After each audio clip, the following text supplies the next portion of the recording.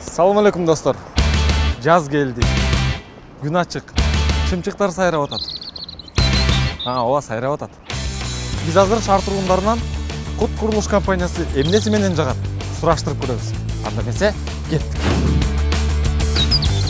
Алардын шарттары жагат. Биз үчүн өтө ыңгайлуу. Ар бир картарга өзүнчө индивидуалдуу мамиле кылганы жагат. Негизинен таза, жоопкерчиликтүү компания негиздөөчүсүн дагы тааныйм, аябай жакшы адам, мен ага ишенем. Кут курулуш компаниясы бул элдин компаниясы. Себеби элдин кызыкчылыгын өздөрүнүн кызыкчылыгын өйдө койгон жагат.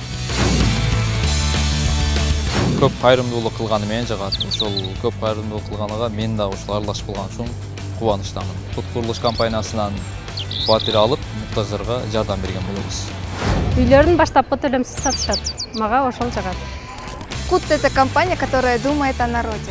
Компанияда иштегендер жакты, жетекчилери да жакшы. Эң ыңгайлуу баа жана эң ыңгайлуу шарт.